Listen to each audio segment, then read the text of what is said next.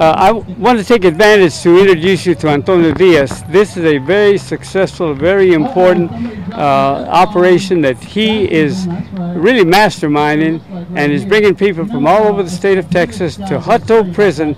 And you already know what it is because we've told you plenty. But this is a man that is from San Antonio for sure, is doing more than everybody else. So Antonio, say hello, please.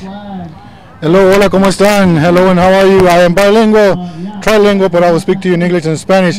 As you can see, hopefully behind us, the mass of people. There were more here, but the Creator has blessed us with such a sunny, hot day that we are weak humans, and some left already, but the strong and stout ones are still here, and you can hear them denouncing the inhumanity of this facility that incarcerates women and children, divides families, and destroys. Give us some detail about the inhumanity, brutality, terroristic and everything, some exact details. What are you talking about? What happens back there? Today is May 24th, 2008. Last year, May 18th, 2007, a woman was forced, coerced, raped by a male employee that cannot be called a guard because they elude the prison status by calling themselves a family residential center. That is what goes on behind it, and no one is accountable. That's what goes on here. And this woman was forced to have that rape occur in the front of the eyes of her child, an 8-year-old child. I don't believe you.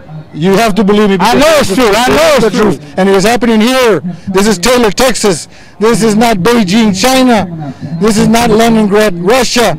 This is not Bolivia. This is not Peru. This is not in the Middle East of Iraq.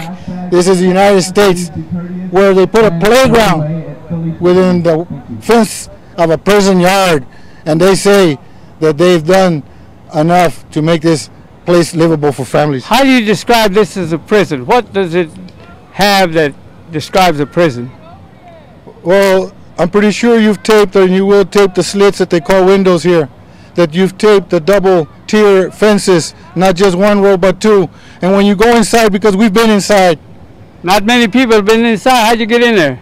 Well, once by disregarding authority and just going in. The second time by actually asking for permission and their acquiescence to us. We went inside once to deliver toys to the children. Second time around, we went in to deliver roses, bouquets of roses to the mothers, because they're human beings. These are human beings, and they should be treated with some love. Someone should remember them. Now, that's what makes you special, Antonio. We've got a lot of people who are doing things, but you think of the essence. You think of the mother and what a flower means to the mother and toys to a child. Thank you, Bob. Well, to be denied humanity is one thing, but for us that are free to also end up in forgetfulness that there are human beings locked up here and that their innocence is being stolen. Would you describe a cell? How big is the cell and what's in it?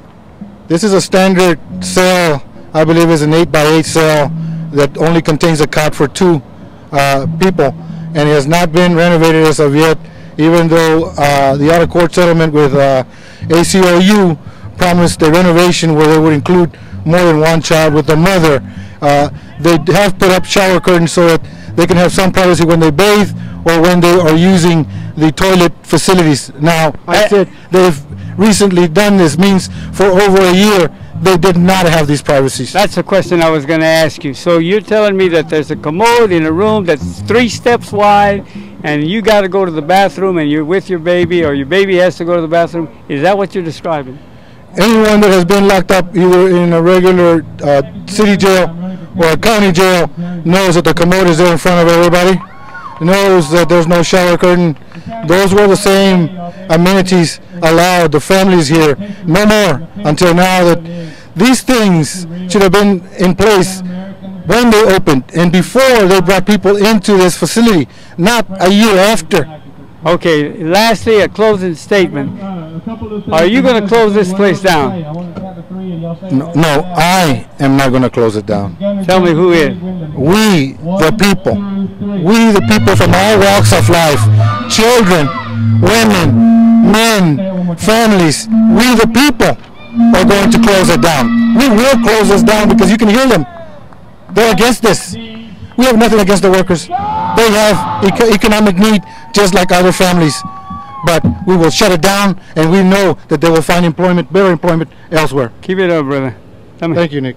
And Nick, he's been here several times. This man cares. He has a heart bigger than his chest cavity. That's why he's still here.